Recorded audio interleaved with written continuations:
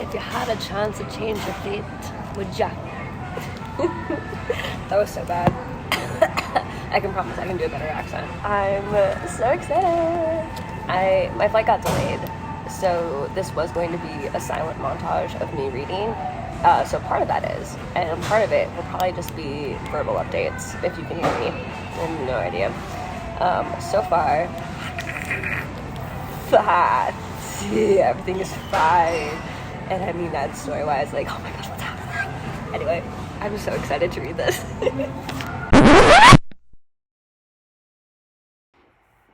Okay, apparently I can't catch a freaking break. So I had saved my silent, okay, let me back up. I had recorded all of my Skyshade video back when my phone was not my updated phone.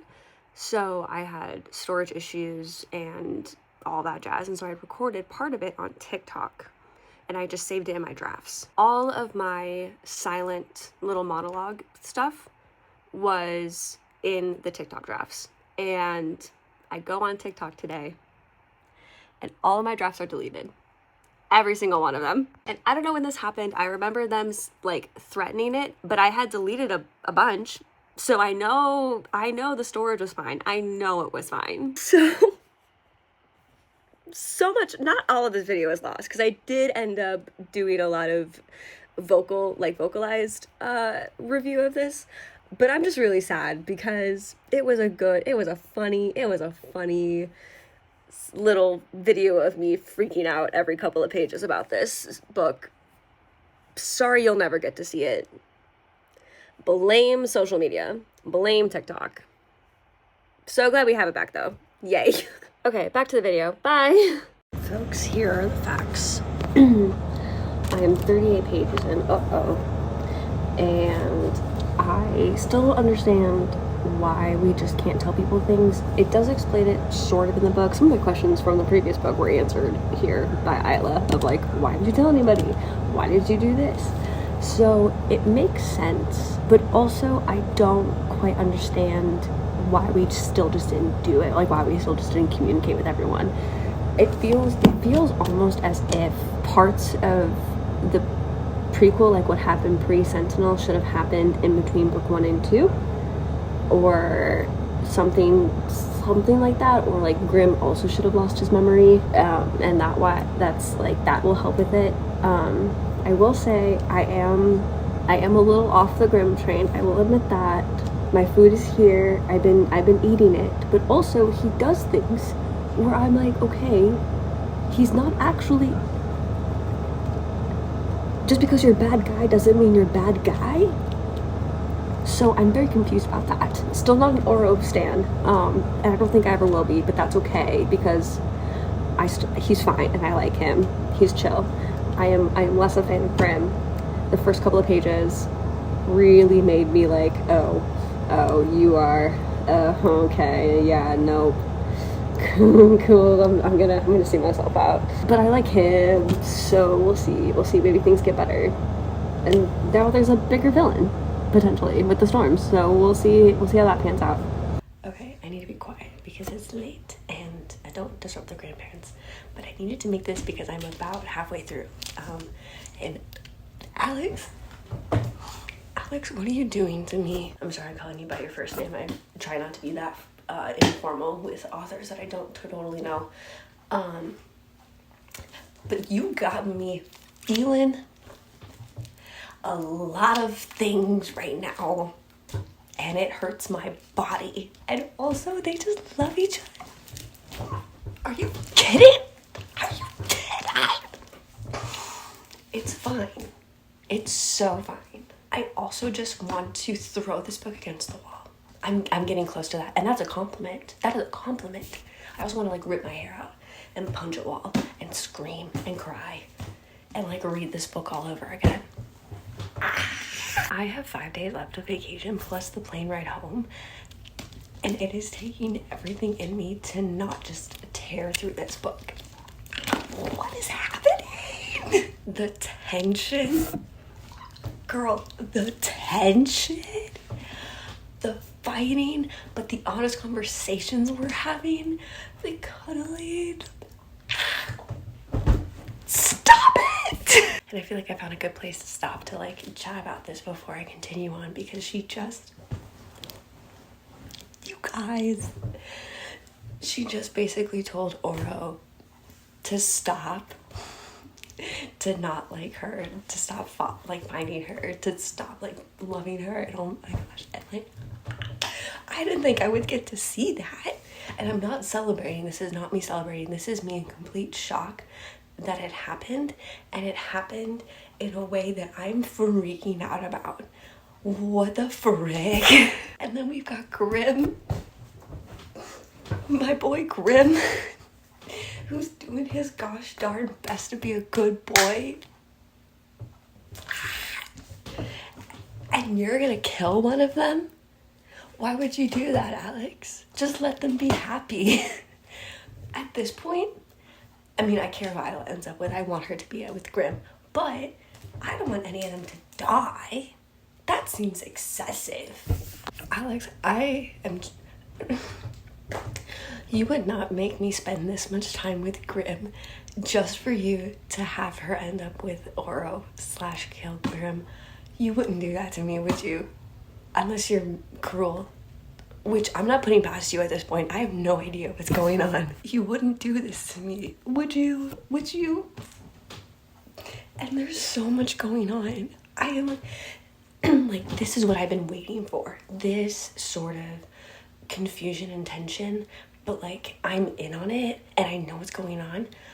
Oh, thank you, finally. Like, I feel like I'm finally a part of the group. I'm in the room where it happens. Let's freaking go. Let's freaking go. All in all, I am freaking the frick out.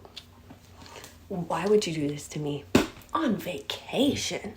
Just kidding. I did this to myself. I would not have wanted to leave without this. Give me the next book right now. I know it's not published yet, but I don't care. Give it to me right now. I don't care. I'll read all of the drafts. I don't care. I want it right now. Because I don't feel comfortable finishing this book, not knowing what's coming, but knowing that's probably not going to be good, and then having to wait. I haven't had to do that in a minute. The last time I had to do that was with Throne of Glass, and that was awful. I don't want to put myself through that pain again, Alex. I will say one of the main things I want to like highlight on is there seems to be a theme of love choosing the world over you, and then love choosing you over the world, like sacrificing the world for you / you sacrificing you for the world.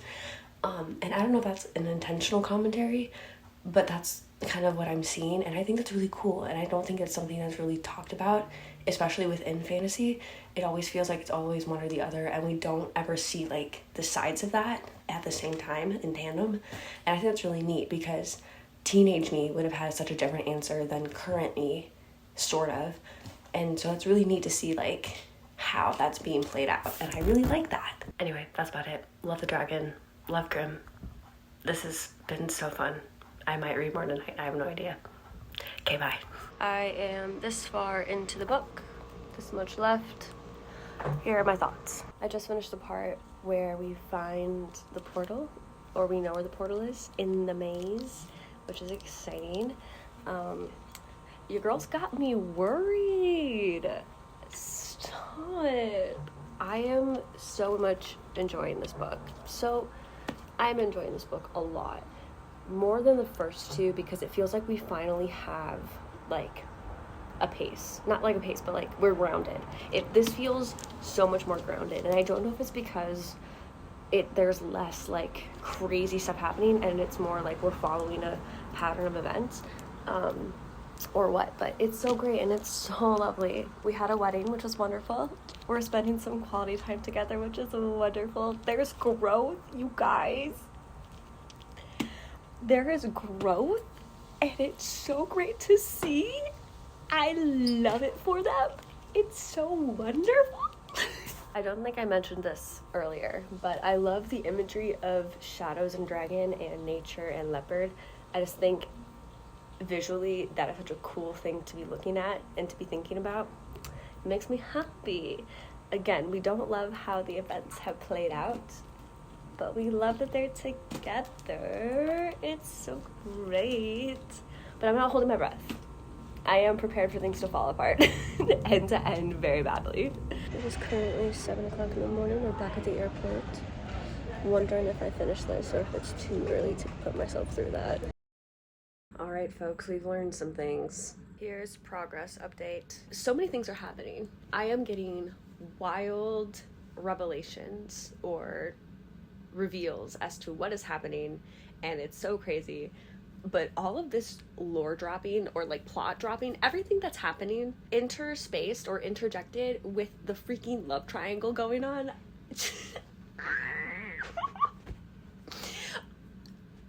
I care about what's happening. I want to make that so clear. I care about the plot that's plotting right now, and all of the things that are being shown and showcased and may or may not be happening. But all I care about at this moment in time is freaking Isla with Oro and then with Grim and the three of them. The canyon, the gates, finding the bone, the finger. Isla, girl, Oro, my guy. All of his friends. I'm here for it though. I'm so here for it. And it's so interesting. And I like it a little bit more than this plotting, but that's mostly because I am so fascinated by it, because I feel like I've had a personal stake in this as a Grim girly since day one. But the relationships or whatever, it's in jest, mostly, because the things that are being revealed, oh my goodness, where was this in books 1 and 2? And I mean that as like we have bigger problems going on right now, friends. And also, like, did we have an idea that this was happening in 1 and 2? Do I need to go back and reread? I probably will. I'll have the time, because the last book, the 4th book, and the novella isn't out yet. So I might, just to see. Oh my goodness. Lark is alive and kicking, and Cronin, I can't remember if that's his name or not, but he's probably alive. Horace is not. That'd been so honestly, I kind of wish all 3 of them were alive, because the parallels between the ancestors and the newbies. Listen, and things that we're getting told. This is what I wanted in Throne of Glass, and I didn't get it, and I'm a little upset about it, but it's not my series. It's not how I would have written it, and that's fine, because it's not mine. But I like this. I am so obsessed with the idea of poetry and how it rhymes, history repeating itself in this way, that, you know, the curses of the sons or the fathers being passed down to the sons. Like, this is so fun. I love this. I don't know if that's the direction it's going, or if it's just pulling some of those parallels to make everything a little more interesting and messier. And it's not gonna be like a one-to-one situation or whatever, or have that much meaning in the grand scheme of things, you know, if it's just yeah, ancestors and descendants fight or whatever. But it's fun and it's cool, and I like it a lot. It's great. It's grand. And I love all the messiness. But props to my boys for being super chill about this and being, at least being professional. I appreciate that. Thank you. I love that. Oh my, what? It's so soon. She literally, I don't know if you can hear me, Maria. She literally just told Oro about the prophecy and about what would happen. And literally the same chapter, he has a blade in his chest. He's gonna be fine. I'm ignoring that the chapter title, the next chapter title says sacrifice. I'm ignoring that because he's fine. He's gonna make it to the end of the book or the series. He has to. There's no way she kills him off right now. There's no way. We still have one more book. And a novella that's not even out yet. I mean, the novella is probably nothing. I know the novella doesn't have anything to do with the series. Like, it's, you know, more content. But, like, there's no way. There's no way. But Red, the serpent will... Lark, when I see you, it's on sight. I'm gonna bawl. I have this many pages left, and I got a glimpse at the end title, chapter title. I'm nervous. I'm so nervous. Just right before the big battle, and I don't even want to try and make predictions because I'm too nervous right now. I fear I know what might happen and I don't want to be right. Ugh, bad things are going to happen. Oh, she's already killed so many people. I don't want her to kill anybody else. Alex, I mean. It's fine. Anyway, I'm gonna finish it tonight. Catch you in a little bit.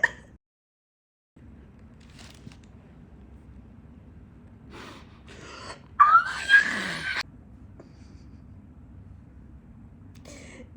It's fine. I'm fine.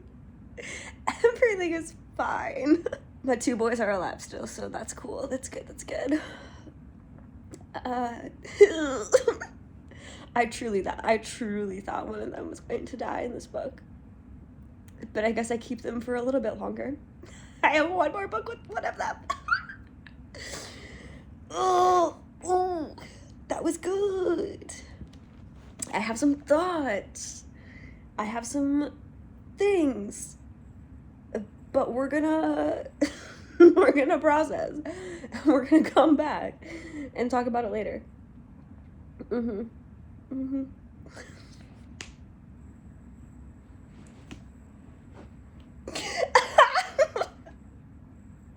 Okay, recap time.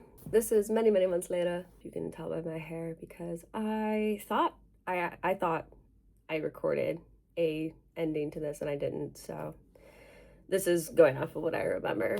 I was going to Spark Notes and then I forgot. It's fine. I feel like I remember a good chunk of what actually happened. And really, a lot of my review is not actually about like what happened. It's that this book felt so nice to read compared to the other 2. It finally felt like we were in a series, like that I was actually reading something, you know? It felt like the first book didn't know what it wanted to be. The second book, just so much, like it shouldn't have been the second, this is hard to explain, and I don't know how I feel. I don't know how to express my feelings about this book series because they're so all over the place and I don't want to be mean. This is slightly off topic, but kind of in the same vein, where I watched Seeking Persephone finally. My friend watched it a couple weeks ago and she said, it's bad, don't watch it. Or she was like, you can watch it if you want, but it was bad, I didn't finish it. And I was like, oh, that's so sad because I wanted to watch it and like it looked good, so I watched it and it was in fact bad. No surprises by my friend being correct. But so much of that show made me angry like this book series does because it could have been so good. And I think that's the best way I can describe it. It's just like taking things that we all have read or watched and been like, this could have been so much better if, like a couple things changed or like a different person was on the board for it or, like all these different things. Like it just could have been so much better and it just falls flat. And that's how I feel about this series. But this book really stepped it up. I was on the edge of my seat the whole time. I had to stop myself in the airport because I feared I was going to read the whole book. Partially that was due to the fact that my flight was delayed so egregiously that I had the time to finish it, but I didn't. I saved it, and I was really good at like pacing myself. The book was so good, and it feels like finally we have like an idea of like what this whole thing is about, Like the first book felt like it was trying to be so many different fantasy books, like book tropes like rolled into one. And the second book was like it was almost like a love story and not necessarily like a fantasy book. And then this book, like we actually have something. Like all of the characters were so good in this book. I was genuinely happy with everybody, and it was so nice. It was so nice. Isla, of course, could be a little bit better, but That's fine. Now that everything else is sort of elevated, I am okay with the fact that our main protagonist is a little more Farah than she is. I was gonna say Selena, but that's a fine comparison for agency and whatever. Yeah, I have my own problems with Throne of Glass, but that's a whole other thing. I loved Cleo so much. Azul, oh my goodness, everybody, just everybody was good. And yes, I liked Oro. I am just as shocked as you are that I was happy to have that man here. It's crazy. And again, I like to say that I don't hate him. He's fine. I just don't like the romance between him and Isla, and I don't like that character development between the two of them. But putting all of that aside, pretending that doesn't exist, he's lovely. And like, he's finally doing something instead of being grumpy. And that's so great. That's so great for everyone involved. I am loving the lore development, like the history development of the country, the continent, and like the magic system and things like that. Again, like, we don't really have like, it's not Tolkien, and I'm not expecting it to be Tolkien levels of magic, but getting to understand a little bit more of what this world is compared to the first two books where you're just kind of like, this is happening, I guess. It was great. And like, it felt like a real book series. Does it sound mean? Is this mean? This is probably mean. I'm sorry. I mean, you saw how much I was enjoying this book. So I'm not trying. Like I mentioned, my frustration comes from the fact that I had to wait until the third book for this to happen. That should not be the case. Like, that's not normal. To have your actual main villain, Lark, yes, like, finally mentioned / she rises, like, she's an actual character in this book, only like mentioned. But that's the thing, like, there's a difference between teasing your villain and actually showing it. Lark should have been mentioned more throughout the book series before just sort of appearing and becoming like a really big deal in book 3. I don't like that. And maybe it's personal. Maybe it actually is fine. I'm not going to say you're wrong, but I would like to have a discussion with you about it, because I'd like to see your point of view, because I clearly am so high up on this hill that I don't see anything. It's not even a hill I would die on, actually. This is not even a hill I would kill upon. This is just, those are my knees, sorry. This is just confusing and frustrating, because it could have been good. It could have been great. And it's just fine. And I hate to say that. I don't want to say that. I'm not blaming Alex. I'm not blaming them necessarily. If anything, I'm blaming the editors, the publisher, like whoever told them that it was fine to go ahead and write the book the way that they did. And maybe that's just me. Maybe I would have written the story so differently that, you know, we wouldn't be in this discussion. But like I said, there are good elements to this book. There's just, again, the books 1 and even 2 were so bogged down by these tropes and the acatarification of fantasy that by book 3, like, I'm finally entertained. I'm finally feeling like I have an actual story to watch instead of like reading this melodrama, which again is not bad. It's not bad. Book 3 of 4. That's insane.